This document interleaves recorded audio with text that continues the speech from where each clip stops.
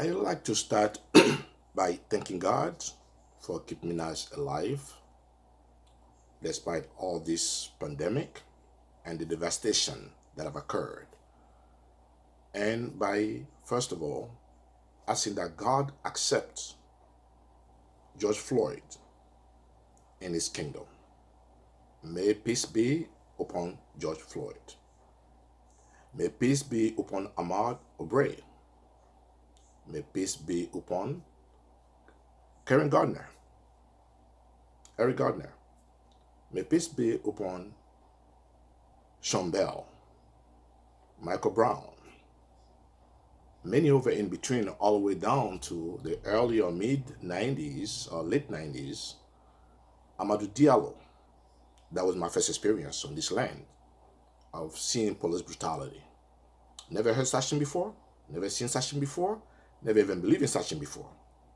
Because as you can hear it my accent, I'm not born on this land. But the love of this land makes some of us come here willingly. Some of us didn't get that lucky to come willingly.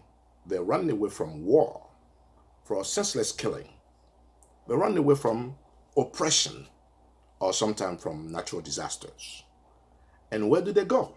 All of them, from around the world, in the United States of America.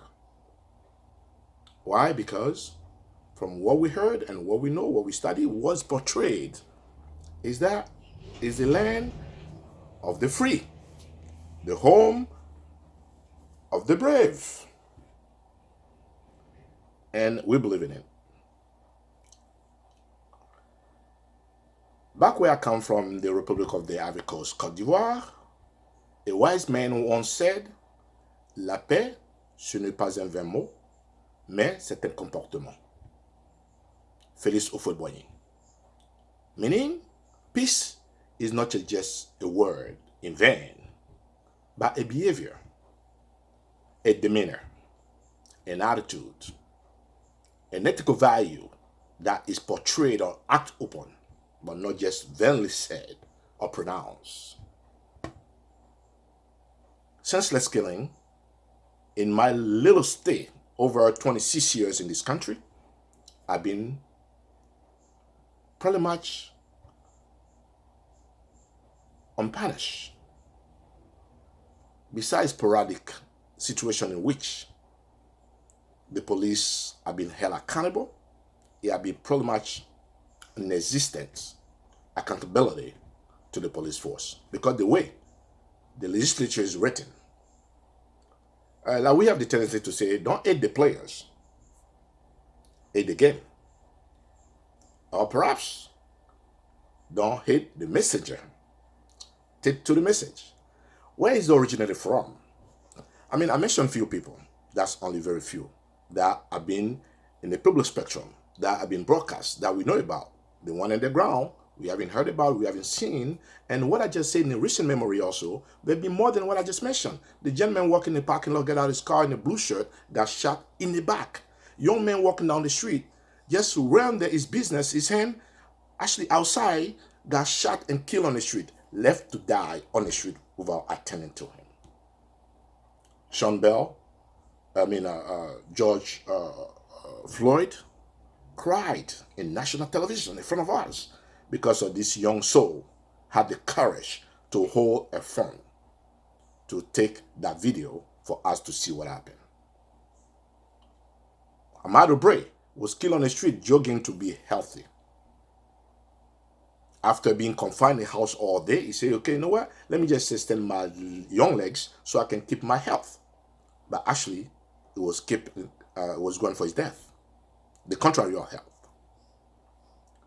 So this young soul who took that video, I want to just, through her, give prop to this new generation, the millennials. Yes, the baby boomers before them, my generation X, and you guys, there's been a fight since. From Jamestown, 1619, when the first 20 slaves were brought in America to work, up to now, it had been a senseless killing. Some at the time where we didn't have no mean to even show that on television because there was no television, or there was no written paper, or no radio, or the whereby we didn't have the opportunity to listen to them. And even if when we could have listened to them, there's nothing we could have done. We, black people. But people who died for us made it possible for us to be able to speak of this today, like myself here. It would not be possible if people did not sacrifice their lives for me to be here today and talk about this, or my children to talk about this, or this young soul to be able to take a video and discuss all these matters here. As recently as maybe a few minutes ago, I was watching on CNN. It was a peaceful demonstration, and the brother of Mr. Floyd was talking. Mr. Floyd himself, the brother George, was talking and exhorting people to exercise peace and decency. And on that note, I would like also, but before I get there, I want to thank the generation that made this event a bigger battle. In this generation, by the way, include my own daughter, Ajua Nafisa de Dukure Nguesan. I give her prop. This girl has been very active in her own right way, writing, posting on every kind of network or social network that she allow her to be a part of.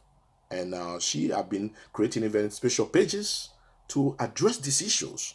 Every time there's something, she send me the thing, Daddy, can you sign on this one? Daddy, can you please help us sign on this one, propagate this on your network, and so on and so forth. More active than me, myself, who have seen more of this killing than she had. But she braver, she's stronger, perhaps even smarter than me. Because you know what? She, like the young lady who took the video, this generation that she on the street, have taken matter in their own hand to make the voice heard for a sustainable change. Now, people like myself, with the experience that we have, life experience and education, can accompany them, can help them, veer them to the right way in doing the right thing.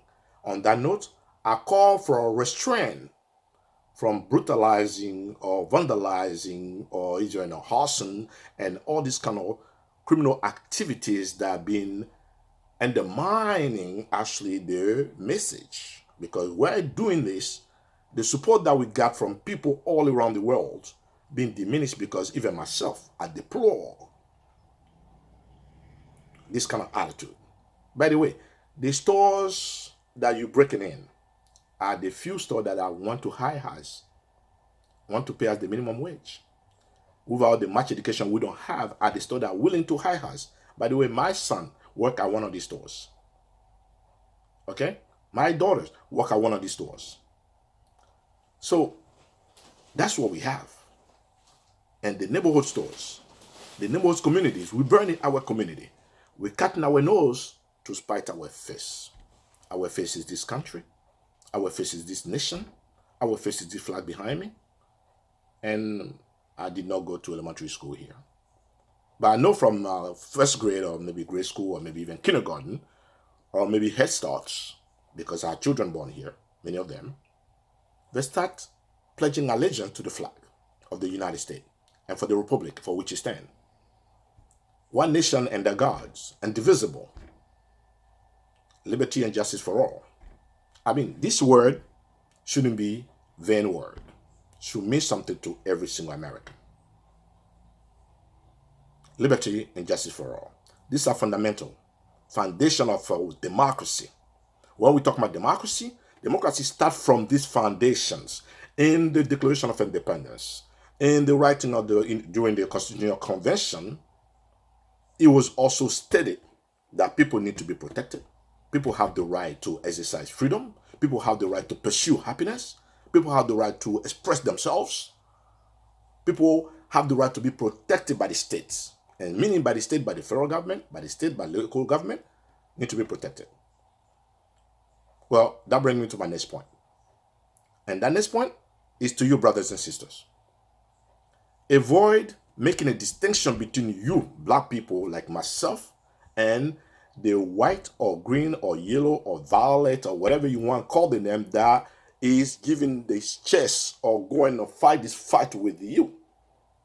Yesterday, Chris Cuomo, I heard him saying that somebody said then that our allies. So the white man is our ally in the battle. No, no, no. The white man is not your ally. The white man is your brothers and sister too. The white girl is your sister. The white man is your brother. The one that's standing. By the way, let's go a little back. 1861, Civil War. What led to that? Secession. What led to secession? Okay, because want to free the slaves. During that battle, during that war, when even the Union Army wasn't sure to win the war at that point, 2 years later, 1863, Proclamation of Emancipation Proclamation. The man is killed later on. That's Abraham Lincoln. Along the soldiers, the Union soldiers who died in the battlefront, how many of them were black? Not too many. There were some, not too many. Why? So the white people are fought. Some of the white people are fought. Radical Republican, we call them then. Now, I told a friend that the Republican actually freed a slave. The friend fought me. That was about 10, 20 years ago. And that friend of mine was in the lineage of American slaves that were coming here. So the origin, she felt pain that maybe I don't understand. And but I learned a lot about this, and I went to school. And by the way, I did a lot into learning about this because I'm concerned about it. It's me. It's my legacy. It's my life. It's my ancestry. So I need to know about it. But she was probably upset for me saying that the Republican free the slave. Or let me say, help free the slave. But then later on, she understood when I showed a document to back my statement. So it's not the first time. And Professor Cornell stated last time when he was interviewed by Anderson Cooper, and also stated today by President Barack Obama, which I would like to echo here. We, the black people, we are only 12.1% of the total U.S. population. Now, if you want to bring it to white Indian, white Spanish, black Indian, and everybody else together, black per color per se, we make only 5% of the total population of the 328 million American. So, and wealth, that's the least we possess. So how can we by ourselves fight these atrocities and get out of it? Only the people in power can do that, and the people in power, you may hate it, is the white brothers and sisters who are there, who want to help us do this, and they're not allies. The allies were during World War I and World War II. We got allies. France was an ally of the United States of America. Great Britain was an ally of the United States of America. Later on, actually, USSR, then today Russia, was also in Second World War, World War II, become also an ally of the United States of America. These were allies. We got our different reason for fighting the war. We are our gain from the war. We are our, it's not, but right here is the same thing. We're fighting for the freedom of America. And not the black American, white American, freedom for America. One nation under God, indivisible. A justice for all. A liberty for all. I happen to live in New York City, so I know one thing about liberty, because the statue is just next door to me. When I mean next door, I'm on Staten Island, New York, and it's just right there.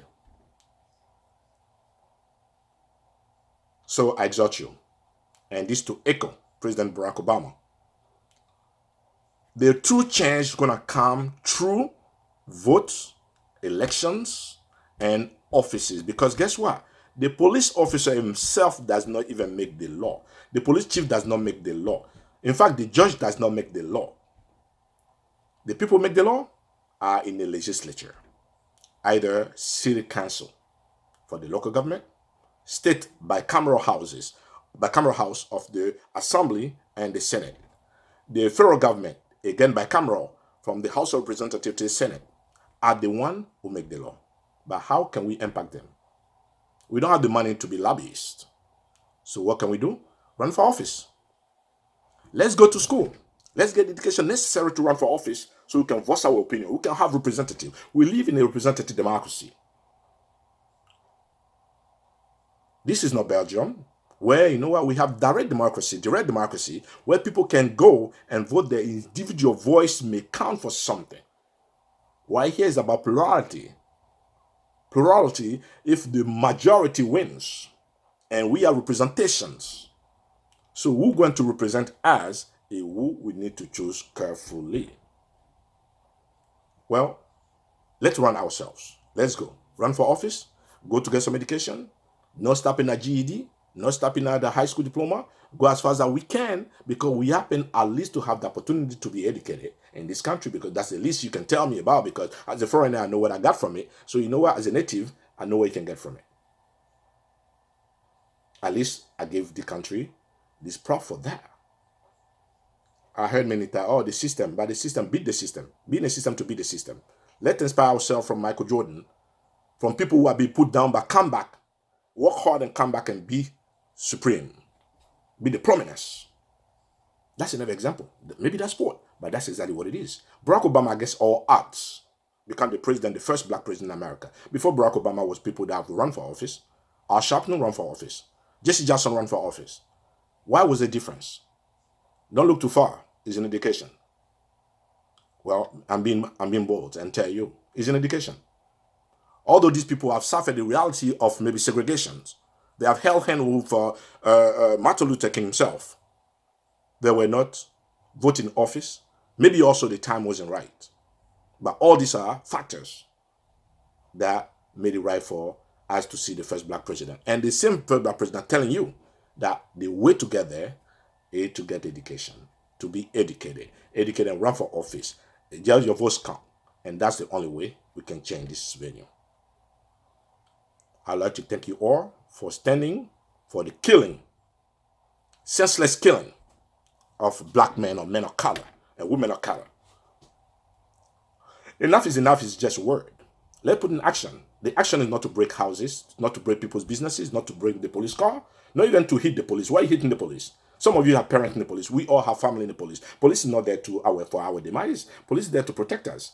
I mean, if you go calculate it and think about it, I mean, the statistics doesn't show that the majority of the police officers are there to kill black people. No. The minority, few bad apples, like they call them, are there really, you know what? They're mean, they don't like black people, they're supremacists, white supremacists, whatever you want to call it, yes. And that's true. Call it spade a spade.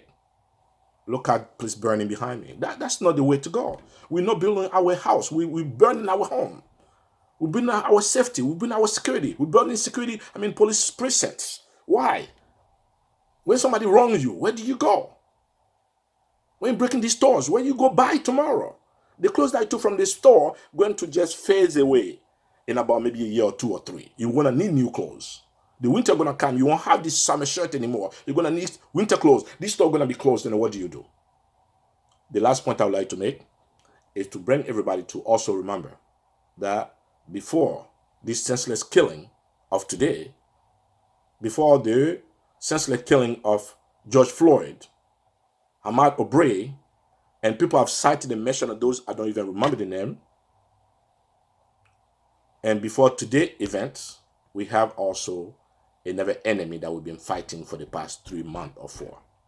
That's COVID-19, coronavirus, SARS-CoV-2. Don't forget when you're going outside to protect yourself, because you can only fight when you are alive. You can only fight when you are healthy. It won't make any sense for you to expose yourself to a creeping disease that's going to incapacitate you and render you incapable of fighting the just fight that you're trying to undertake. With that, I thank you. May God bless all of us. May God protect you guys out there. May God protect America. May God save our soul. May this word be even a better word after all this pandemic. So may God protect us. May this us guide us. Thank you.